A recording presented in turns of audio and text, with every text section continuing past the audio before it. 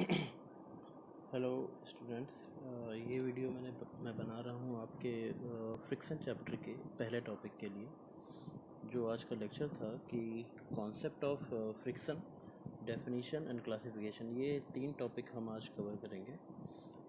इसको आप ध्यान से सुनिएगा, क्योंकि फ्रिक्शन आपका एक ऐसा टॉपिक है मैकेनिक्स के अंदर जिसमें नोट्स बहुत ज़्यादा नहीं है, बहुत ज़्यादा टॉपिक नहीं है, लेकिन इसका कॉन्सेप्ट समझना बहुत ज़रूरी है। क्योंकि इसके ऊपर अगर 1 या 2 थ्योरी आती हैं तो कम से कम एक 5 नंबर का न्यूमेरिकल आना पक्का है। तो सुनिएगा, सबसे पहले हम बात करते हैं कॉन्सेप्ट ऑफ फ्रिक्शन की। किसी भी न्यूमेरिकल को करने से पहले, मतलब कि किसी प्रॉब्लम को समझने से पहले आपको ये जानना ज़रूरी होता है कि वो प्रॉब्लम आई कहाँ से। फर्स्ट ऑफ ऑल हम ये जानेंगे कि फ्रिक्शन कैसे जनरेट हुआ। फ्रिक्शन जनरेट कैसे होता है, इतना तो शायद आपने पहले भी पढ़ा होगा कि फ्रिक्शन 2 मिलने वाली सरफेसेस के बीच में होता है। सपोज दैट कि कोई टेबल है, कोई सरफेस से नीचे मान लीजिए टेबल है, और इसके ऊपर हमने कोई बॉडी रख दी, और इस बॉडी का कुछ वेट है। वेट की बात हम बाद में करेंगे। ये सपोज़ कीजिए कि ये बॉडी का ये आउटर बाउंड्रीज़ हैं। अब बॉडी का ये जो लोअर सरफेस है, ये जो निचली सतह है, ये इस निचले टेबल से संपर्क में, मतलब कांटेक्ट में है। अब हम अगर सपोज दैट कि इसका कुछ वेट है, और ये वेट क्या करेगा, इस बॉडी को इस संपर्क सतह से चिपका कर रखेगा। अब हमने कोई यहाँ फोर्स इनिशियली एक्ट किया। ये फोर्स इसलिए हमने लगाया है ताकि हम इस बॉडी को डिस्प्लेस कर सकें, आगे की ओर बढ़ा सकें। ठीक है, इतना तो आपको समझ में आ ही रहा होगा कि जिस तरफ फोर्स लगाते हैं मोशन उसी तरफ होता है जनरली। इस केस में तो उसी तरफ होगा। अब ये देखा जाए कि फ्रिक्शन कहाँ पर आया। ये आप प्रैक्टिकली भी अनुभव कर सकते हैं कि अगर आप किसी बॉडी को इनिशियली एक फोर्स दें, और किसी बॉडी को इनिशियली अगर फोर्स दें तो बॉडी आगे बढ़ेगी नहीं। इतना आपने भी सुना होगा कि फ्रिक्शन के 2 इफ़ेक्ट होते हैं, एक एक्सटर्नल एक इंटरनल। इंटरनल इफेक्ट हम इस मैकेनिक्स में बात ही नहीं करते, क्योंकि हम सभी बॉडीज़ को रिजिड मानते हैं। तो एक्सटर्नल इफेक्ट ये है कि ये फोर्स इस बॉडी को आगे डिस्प्लेस करना चाहेगा, बट इनिशियली ये होगी नहीं। प्रैक्टिकली अगर आप देखें तो नहीं होगी। क्यों नहीं होगी, इसकी बात करते हैं। सोचिए कि आखिर ऐसा कौन सा फोर्स है जो इस फोर्स को अपोज कर रहा है। अगर हम ये प्रैक्टिकल एक वैक्यूम में करें तो एक्सटर्नल एयर या एक्सटर्नल गैसेस भी नहीं होगी जो इसको रोके आगे मोशन करने से। अगर हम थोड़ा सा इस पे गौर करें तो ये जो सरफेस है, ये जो मेटिंग सरफेसेस हैं, इन दोनों सरफेस पे गौर कीजिए। इतना तो आप भी समझ रहे होंगे कि कोई भी सरफेस कभी भी प्योरली स्मूथ नहीं होती। प्योरली स्मूथ कैसे नहीं हो सकती? आप सोचेंगे कि बहुत चिकनी कोई सरफेस उठा लो, कांच उठा लो, कांच तो बहुत स्मूथ होता है। आपको इतना पता होगा, छोटा सा ये एक चीज़ आप जानते होंगे कि कोई भी जो सरफेस है, कोई भी सरफेस छोटे छोटे एटम से मिलके बनता है। हम ज़्यादा से ज़्यादा स्मूथनेस क्या दे सकते हैं किसी बॉडी को, कि उसके एटम्स एक यूनी डायरेक्शनल मतलब एक ही दिशा में सारे एटम्स इकट्ठे हो जाएं। इससे ज़्यादा हम क्या कर सकते हैं? नहीं कर सकते ना कुछ।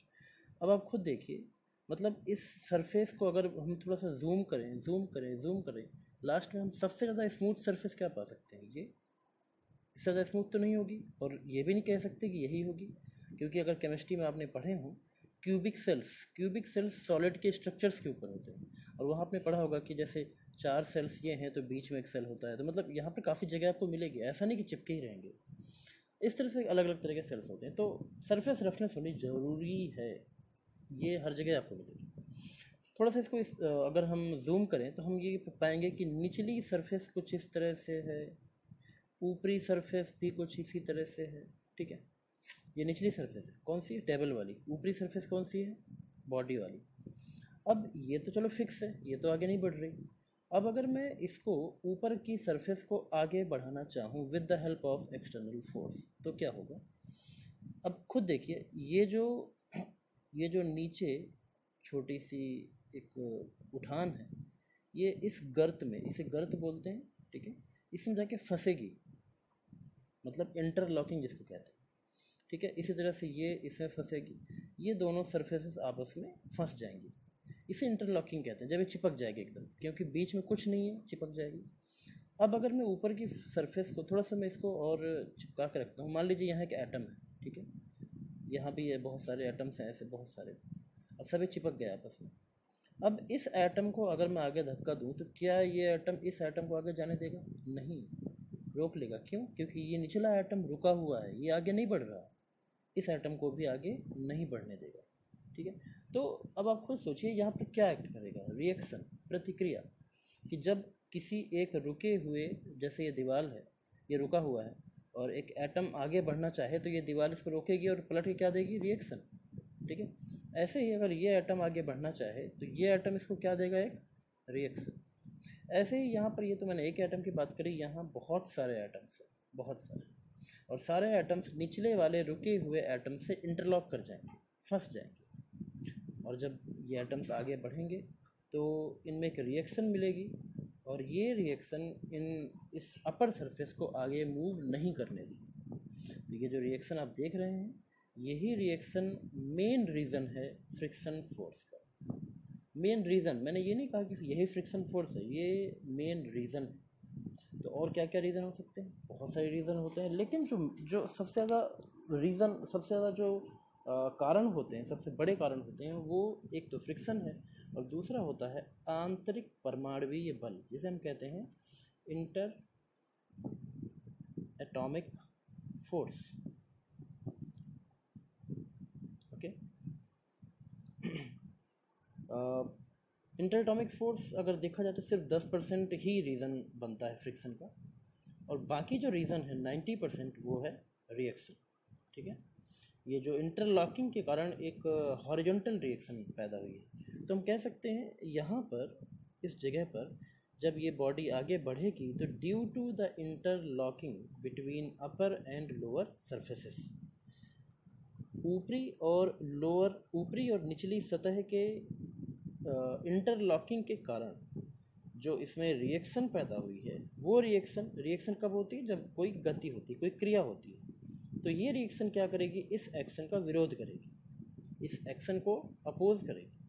So this friction force is caused by the interlocking. The main cause, सबसे जो प्रमुख कारण है वो यही है कि इन दोनों सरफेसेस के बीच में इनका इंटरलॉकिंग हो चुका है, इसीलिए रिएक्शन पैदा हुई। एक रिएक्शन तो आप जानते हैं, ये वाली, इसे कहते हैं अभिलंब प्रतिक्रिया। जैसे हम दूसरे शब्दों में कहें तो इंग्लिश शब्दों में नॉर्मल रिएक्शन कहते हैं इसको, अभिलंब प्रतिक्रिया। और ये कौन सी रिएक्शन है? ये नॉर्मल नहीं है, अभिलंब नहीं है, ये क्या है? पैरेलल रिएक्शन, ठीक है। तो इसको हम कह सकते हैं the reaction along the surfaces, तल के अनुदिश प्रतिक्रिया बल। तो ये भी एक प्रतिक्रिया है और ये भी एक प्रतिक्रिया है।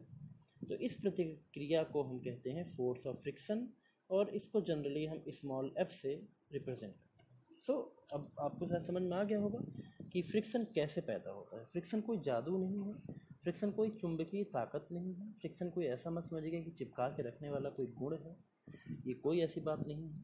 हाँ, ये एक कॉमन टॉपिक है कि फ्रिक्शन आखिर क्यों पैदा होता है। तो अब आप दिमाग लगाइए, फ्रिक्शन क्यों पैदा होते हैं? ड्यू टू द इंटरलॉकिंग क्यों? क्योंकि खुरदुरा है सरफेस। तो हम कह सकते हैं friction force is a surface property. याद रखिएगा, ये एक मेन टॉपिक है कि फ्रिक्शन फोर्स आखिर क्या है। ये एक सरफेस प्रॉपर्टी है। अगर सरफेस 100% स्मूथ हो जाए तो शायद हम कह सकते हैं कि फ्रिक्शन ओमिट हो जाएगा, फ्रिक्शन ख़त्म हो जाएगा, लेकिन वो भी नहीं होगा, क्योंकि 10% फ्रिक्शन का जो कारण है वो इंटरएटॉमिक फोर्स है, कि जब दो एटम्स बहुत पास आते हैं तो इनके बीच में एक आकर्षण बल, एक अट्रैक्शन फोर्स का कार्य करता है, जिसको हम कहते हैं 1/4 pi epsilon not Q1 Q2/r²। ठीक है, ये भी आपने फिजिक्स में कहीं देखा होगा, पढ़ा होगा शायद। कभी भी आप इसको तो ख़त्म नहीं कर सकते। तो ये बात याद रखिएगा कि फ्रिक्शन कभी भी ज़ीरो नहीं हो सकता, friction never be zero. Okay, so ये था कॉन्सेप्ट कि फ्रिक्शन नेवर बी ज़ीरो। आगे चलते हैं कि इसकी डेफिनेशन क्या है, क्या कहते हैं फ्रिक्शन फोर्स को। तो फ्रिक्शन फोर्स की डेफिनेशन मैंने नोट्स में जो लिखी है, आप उसको पढ़ ही रहे होंगे, पढ़ चुके होंगे। लेकिन यहाँ मैं समझा देता हूँ कि फ्रिक्शन फोर्स बेसिकली क्या है। तो कल को जैसे पूछा जाए कि व्हाट इज़ फ्रिक्शन फोर्स, घर्षण बल किसे कहते हैं, याद रखिएगा घर्षण बल ना कि घर्षण। ओके, घर्षण एक एक कंडीशन है और घर्षण बल एक बल है, एक फोर्स है। ओके गाइज, अब हम आते हैं डेफिनीशन में, और ये डेफिनीशन वाला पोर्शन मैं अपने नोट्स के ऊपर समझाऊंगा। इसे हम लिख के नहीं, क्योंकि लिखने में हम ज़्यादा टाइम मैं नहीं बर्बाद करना चाहता। देखिए, जो इसकी मेन डेफिनीशन है, कॉन्सेप्ट तो आप समझ ही गए हैं, वो यही है कि friction is the resistance to motion. Friction is the resistance to motion of one object moving related to another. मतलब फ्रिक्शन एक ऐसा रेजिस्टेंस है, एक ऐसा विरोधी है, एक ऐसा अपोजिंग फोर्स है जो कि किसी ऑब्जेक्ट को किसी दूसरे ऑब्जेक्ट के रिलेटिव मोशन करने से रोकता है। Friction force has the tendency to prevent the slipping and rolling. Friction force प्रवृत्ति रखता है, एक टेंडेंसी रखता है अपने अंदर कि किसी बॉडी को स्लिप करने से या रोल करने से रोके। मतलब लेकिन याद रखिएगा, इस डेफिनीशन में जो सबसे मेन बात है कि जैसे जैसे यहाँ हिंदी में लिखा हुआ है कि दो खुरदरे सतहों के मध्य लगने वाले, दो खुरदरे सतहों के मध्य लगने वाला ऐसा बल जो दोनों सतहों को आपस में फिसलने या लुढ़कने से रोकने की प्रवृत्ति रखता है। प्रवृत्ति वही टेंडेंसी। तो खुरदरा आपको लिखना बहुत ज़रूरी है, क्योंकि अगर खुरदरा वर्ड आप यहाँ से हटा देंगे तो इसका मतलब आप फ्रिक्शन की बात ही नहीं कर रहे। तो आपके जो क्वेश्चन पेपर आएगा उसमें याद रखिएगा कि जहाँ कहीं खुरदरा शब्द लिख के आ जाए तो वहाँ समझिएगा कि क्वेश्चन फ्रिक्शन से रिलेटेड है। ओके, तो दो खुरदरे सतहों के मध्य लगने वाला ऐसा बल कि मतलब जैसे दो सरफेसेस हैं जिनको हमने आपस में चिपकाया और फिर हमने मोशन करवानी चाहिए, तो मोशन को अपोज करेगा कौन? Friction force.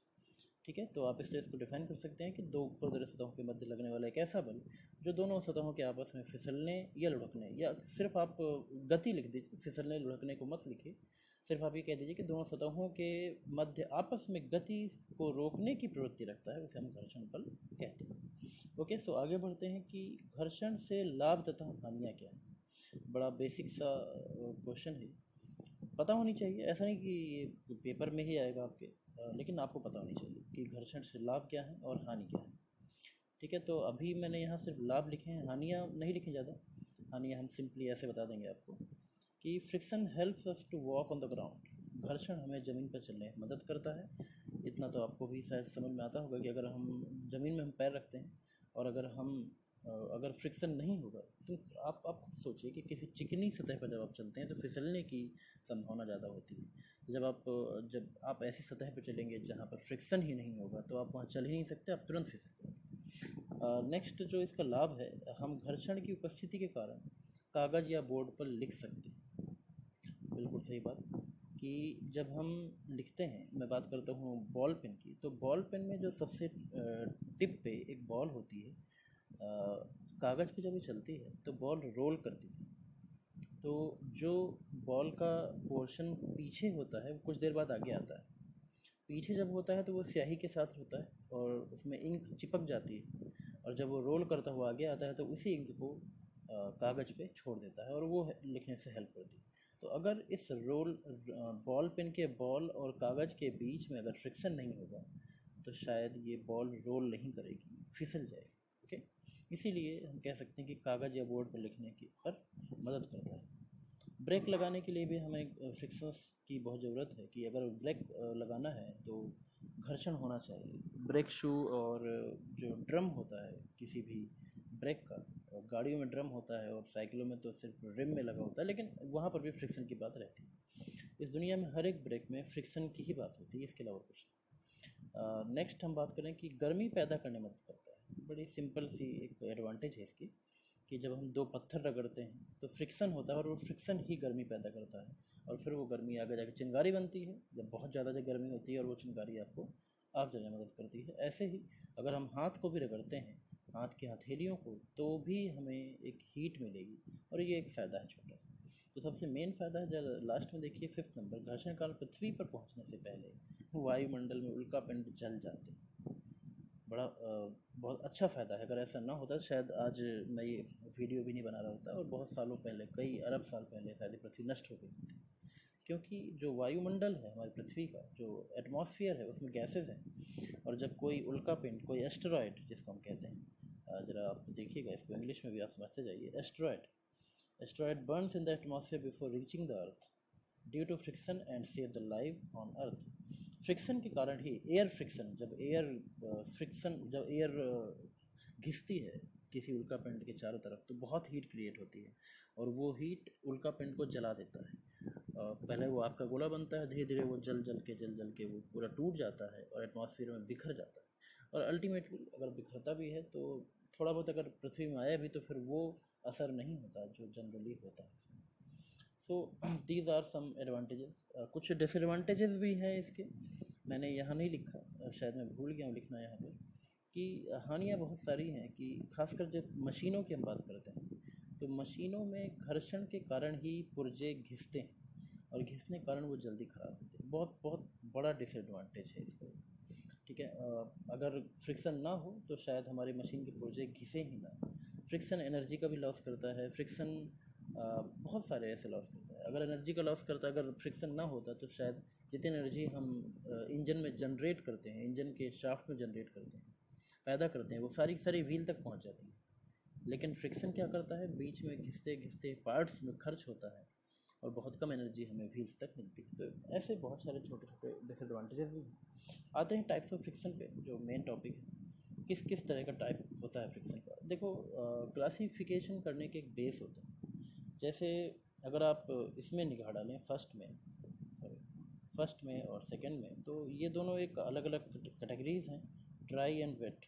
तो ये दोनों भी अपने आप में एक क्लासिफिकेशन है। कि अगर हम बात करें कि on the basis of the presence of lubrication between two mating surfaces, दो मिलने वाली सतहों के बीच में स्नेहक है या नहीं, इसके ऊपर अगर हम क्लासीफाई करें तो हम कह सकते हैं कि there is two types of frictions. One is शुष्क घर्षण, that is dry friction, and another is स्नेहित घर्षण, जिसको हम कहते हैं वेट फ्रिक्शन। वेट मीन्स गीला, मतलब कि नम जिसे कहते हैं, ये आप समझ सकते हो। ड्राई मतलब सूखा, जिसमें बीच में कोई भी किसी भी प्रकार का लिक्विड प्रेजेंट ना हो। वो लिक्विड कुछ भी हो सकता है, पानी से लेकर के लिक्विड ऑयल, कोई भी लुब्रिकेंट ऑयल, वो सारी बातें उसमें आती हैं।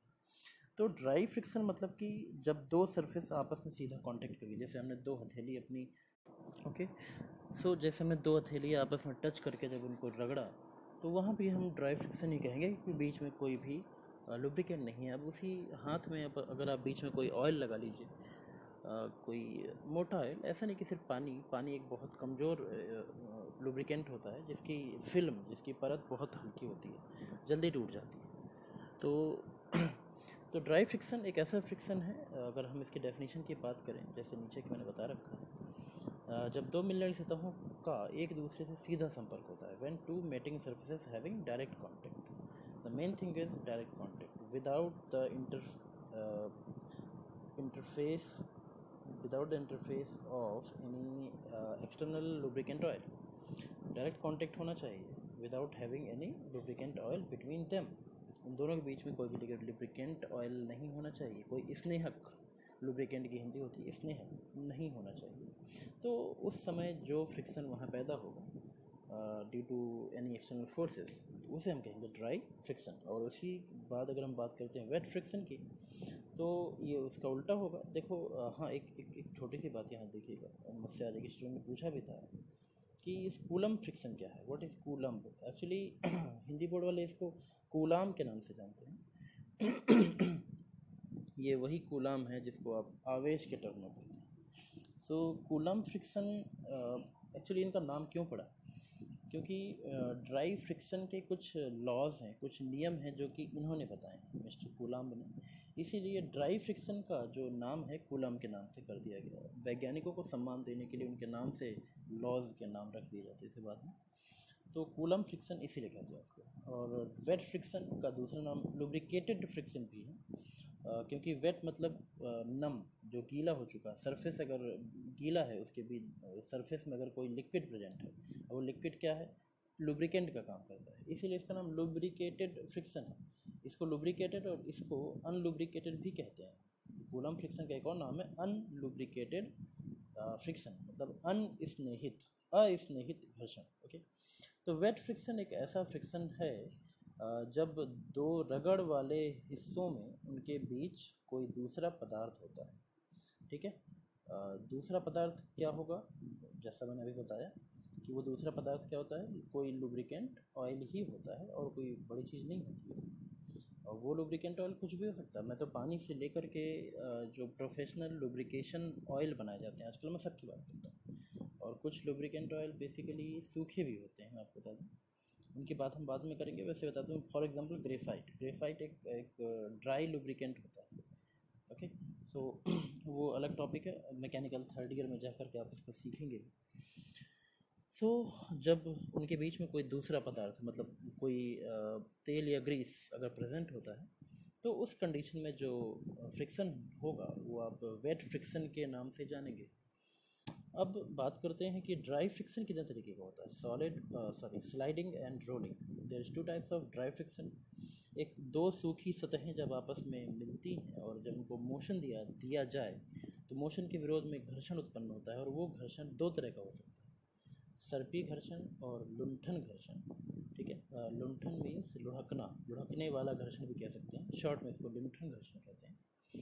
सर्पी घर्षण मतलब स्लाइडिंग, अगर हम डेफिनेशन की बात करें तो बड़ी इजी डेफिनेशन से है कि जब दो मिलने वाली सतहों में से एक सतह दूसरे के ऊपर सरकते हुए गति करे, स्लाइड करते हुए, when one surface slide on the other surface, जब एक सरफेस के दूसरे सरफेस के ऊपर, ऑन द अदर सरफेस किसी दूसरे सरफेस के ऊपर स्लाइड करते हुए गति करे, then there will be sliding friction. Okay, the next is, थोड़ा सा इस फिगर को भी समझिएगा। ये वही फिगर है जो अभी मैंने आपको वीडियो लेक्चर में बना के दिखाया था कि कोई एक्सटर्नल फोर्स आपने यहाँ लगाया, सपोज दैट कि जैसा कि ये है अप्लाइड फोर्स P। ठीक है, तो ये अप्लाइड फोर्स P क्या है आपके लिए, एक्सटर्नल फोर्स है, और ये फोर्स क्या करेगा, इस बॉडी को इस तरफ लेके जाएगा। ठीक है, किस तरफ, इधर। सो अब ये तो ऊपर की ओर क्या होगी, नॉर्मल फोर्स लिखा हुआ, नॉर्मल रिएक्शन फोर्स है बेसिकली, और नीचे की ओर क्या है, वेट ऑफ द बॉडी। तो अगर एक्सटर्नल फोर्स इसको दाईं ओर ले जाने का कोशिश करे तो ये जो बीच की मेटिंग सरफेसेस हैं यहाँ पर एक फ्रिक्शन पैदा होगा जिसको हम कहेंगे ड्राई फ्रिक्शन। और वो ड्राई फ्रिक्शन क्या करेगा, इसको अपोज करेगा, इस मोशन को। मोशन किस तरफ होनी है, इस तरफ। You could see the direction with the help of this pointer. ये पॉइंटर जिधर जा रहा है उस तरफ आपको मोशन मिलेगी, जिधर फोर्स उधर मोशन है, सिंपल सी बात है। तो फ्रिक्शन फोर्स उसके जस्ट अपोजिट में होगा। डायरेक्शन ऑफ फ्रिक्शन फोर्स बहुत इंपॉर्टेंट है आपके लिए, न्यूमेरिकल में आप इससे बहुत ज़्यादा परेशान होने वाले हैं कि फ्रिक्शन किस तरफ लगेगा। तो याद रखिएगा, फ्रिक्शन फोर्स के अपोज में कभी नहीं होता, फ्रिक्शन मोशन के अपोज में होता है कि एक सरफेस दूसरे सरफेस के रिलेटिव किस तरफ मोशन कर रही है। याद रखिएगा ये चीज़, किस डायरेक्शन में मोशन हो रही है उसके उल्टा फ्रिक्शन फोर्स होता है।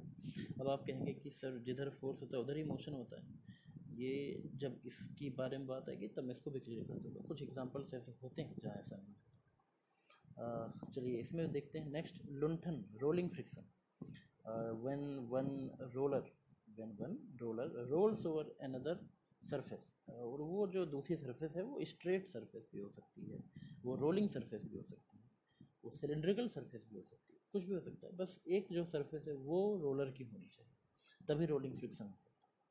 कि जब एक सतह दूसरी सतह पर लुढ़कते हुए गति करे, लुढ़कते हुए मतलब रोल करते हुए, when one surface rolls over the other dry surface, dry कहें ना कहें तो भी चलेगा, then the friction which came into action is called rolling friction. तब यहाँ जो घर्षण क्रियान्वित हुआ, जो घर्षण यहाँ लगा, उसे हम कहेंगे रोलिंग फ्रिक्शन। अगर हम डायरेक्शन की बात करें यहाँ पर, अच्छा अभी जैसे आप यहाँ फिगर में देख रहे हैं कि एक रोलर है और उस रोलर को पीछे से धक्का दिया गया है। जब पीछे से रोलर को धक्का दिया जाएगा तो ऑब्वियसली ये पूरा पूरा रोलर आगे जाना चाहेगा, बट नीचे इंटरलॉक्ड है, नीचे जहाँ पर इसकी सरफेस है जो चिपकी हुई है वो इंटरलॉकिंग करंट चिपकी हुई है, इसलिए इसको आगे नहीं जाने देगी, और नीचे वापस एक फ्रिक्शन फोर्स जिसे कहते हैं रिएक्शन, पैरेलल रिएक्शन, वो क्रिएट हो जाएगी। और यह अगर आप देखें तो एक अपर एक्सटर्नल फोर्स जो लिखा है पुश ऑन व्हील, और नीचे जो फ्रिक्शन रजिस्टिंग रोलिंग है, ये दोनों एक कपल बनाएंगे और इस बॉडी को रोल करवा देंगे। ठीक है, तो ये याद रखिएगा कि किसी भी मोमेंट का रीज़न कपल होता है। तो यहाँ जो कपल बना, जो रोल करवाया, वो यही है। Push on wheel and friction resistance, ये दोनों इक्वल होंगे। लिमिटिंग फ्रिक्शन तक ये इक्वल होंगे। ये लिमिटिंग फ्रिक्शन वाली जो जो टॉपिक है, मैं इसको नेक्स्ट लेक्चर में समझाऊंगा। तो अभी आप इसको अच्छे से पढ़ें। जो चीज़ें नहीं समझ में आई हैं उनको आप मुझसे पूछें। ये लेक्चर सिर्फ आपको कॉन्सेप्ट समझने के लिए बनाया गया है। बहुत ज़्यादा इंपॉर्टेंट टॉपिक इसमें नहीं है कि मैं ये कहूँ कि फ्रिक्शन फोर्स आपको कल को पेपर में आएगा। हाँ, इस क्लासिफिकेशन को ध्यान से पढ़िएगा, क्योंकि ड्राई और वेट फ्रिक्शन का डिफरेंस आपको लिखने को आ सकता है। ये बड़ा इंपॉर्टेंट टॉपिक है। So good luck. और कोई अगर क्वेश्चन है तो आप कमेंट में डाल सकते हैं, या फिर आप मुझसे पूछ भी सकते हैं डायरेक्ट मेरे नंबर पे कॉल करके। Okay, so good luck. मिलते हैं नेक्स्ट लेक्चर में।